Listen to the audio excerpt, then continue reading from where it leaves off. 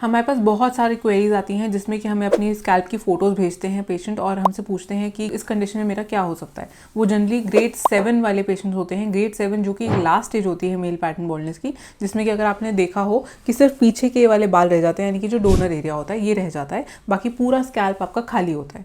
तो ऐसे कंडीशन में हम हेयर ट्रांसप्लांट कराएं कि हम PRP, GFC इनसे कोई फ़ायदा होगा, हमें क्या करना चाहिए, ऐसी बहुत क्वेरीज आती हैं। इसी बात को डिस्कस करेंगे आज इस वीडियो में। Hi, my name is doctor Nandini Dadu from Dadu medical centre. So grade 7 जैसे कि मैंने कहा लास्ट स्टेज है। लास्ट स्टेज का मतलब है कि सिर्फ डोनर एरिया रह गया है, बाकी सारे बाल आपके स्कैल्प पे चले गए हैं। तो उस कंडीशन में क्या हेयर ट्रांसप्लांट कराना चाहिए? तो मैं आपको बताना चाहती हूँ कि हेयर ट्रांसप्लांट इस कंडीशन में भी कराया जा सकता है, बट येस आपकी स्ट्रैटेजी थोड़ी अलग होती है इस केस में।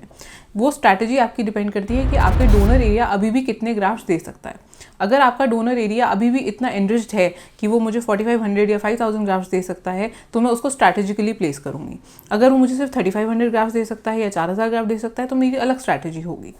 जनरली इन कंडीशंस में जिनमें ग्रेड 7 होता है, डोनर एरिया भी काफ़ी वीक हो गया होता है, आपको मल्टीफॉलिकुलर ग्राफ्ट्स नहीं मिलते, आपको उस टाइप के मोटा बाल नहीं मिलता जो आपका डेंसिटी में इंप्रूवमेंट दिखा सके।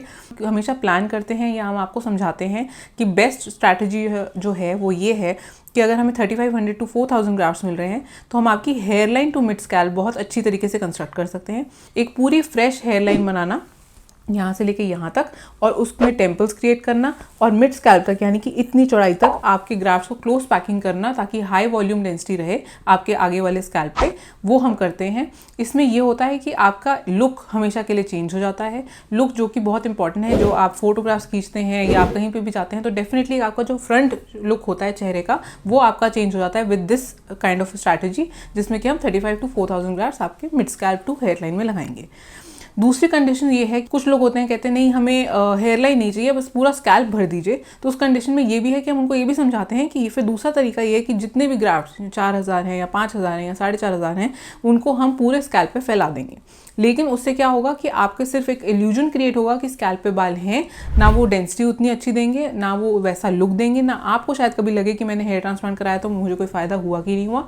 तो वो स्ट्रैटेजी मुझे लगता है इस कंडीशन में काम नहीं करती, but definitely it is a personal choice, आपको क्या चाहिए। कुछ लोग होते हैं जो इस टाइप के प्रोफेशन में होते हैं कि हमें कैमरा फेसिंग है या हमारी बहुत ज़्यादा जूम कॉल्स हैं तो हमारा हमेशा चेहरा दिखता है, तो उस कंडीशन में हम डेफिनेटली उन्हें सजेस्ट करते हैं कि आप हेयरलाइन टू मिड स्कैल्प की डेंसिटी इंप्रूवमेंट कराएं और आपको रिजल्ट हमेशा अच्छा ही लगेगा, क्योंकि अब ये लुक आपका 20-25 साल तक कहीं नहीं जाएगा। दूसरी चीज़ इसमें यह है कि जो एरिया यानी कि क्राउन एरिया आपका रह जाता है, उस एरिया में आप बाद में पैचेस या विग्स का इस्तेमाल कर सकते हैं जो आपकी उस एरिया को कवर कर सकती है, और नहीं तो आप उसमें वहाँ पर आप अपना स्कैल्प माइक्रो पिगमेंटेशन वगैरह कुछ कराकर एक इल्यूजन क्रिएट कर सकते हैं। तो बेसिकली काफ़ी स्ट्रैटेजीज़ हैं अगर ग्रेड 7 मेल पैटर्न बॉल्डनेस भी है तो इसीलिए आपको कंसल्ट करना ज़रूरी है, समझना ज़रूरी है कि इस कंडीशन में मेरे लिए क्या बेस्ट पॉसिबल रहेगा और मैं क्या